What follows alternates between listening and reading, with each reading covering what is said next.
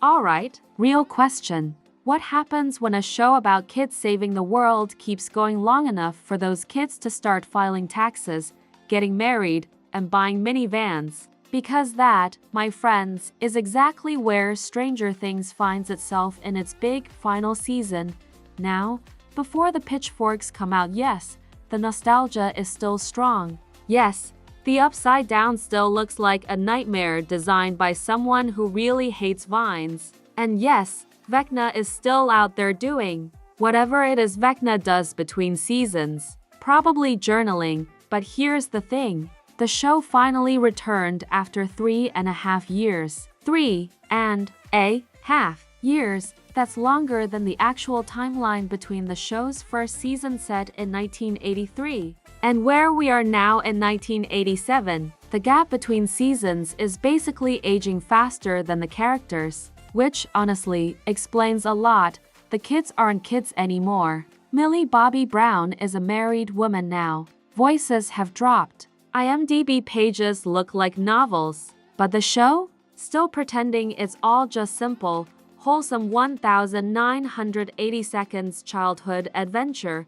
Season 5 opens with Hawkins under military lockdown because, apparently, the government saw a giant crack between realities and thought, you know what? Build a base. Dr. Brenner is dead, but don't worry, the government has an entire bullpen of morally questionable scientists they can rotate in like relief pitchers. This time, it's Dr. K, who basically shows up like, hi, I'll be your new shady authority figure for the season.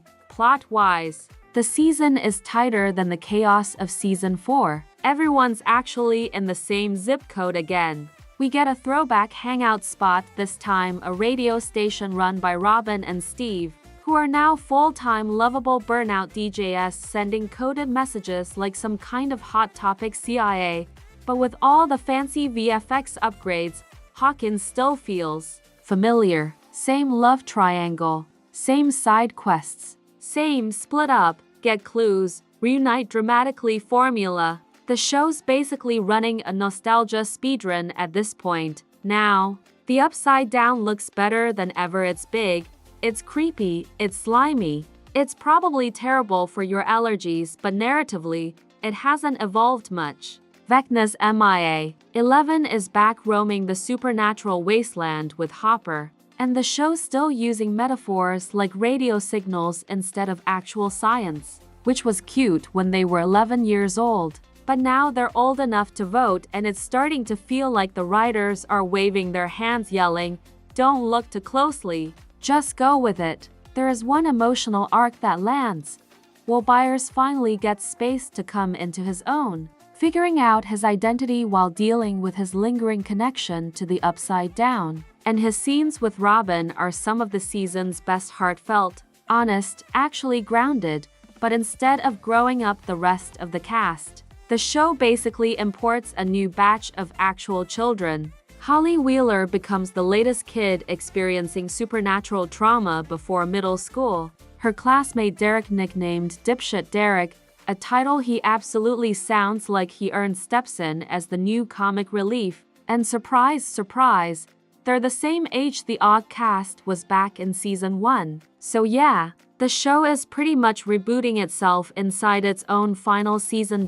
In the end, instead of pushing forward, Stranger Things is circling back. The Duffers still wear their Spielberg and King influences like badges of honor, but the show hasn't really deepened its characters as they've grown. Everything gets bigger, the monsters, the budget, the runtime, but not necessarily richer. It's like the series is stuck in its own version of the Upside Down, frozen in time, echoing its greatest hits and hoping nostalgia carries it through the finish line.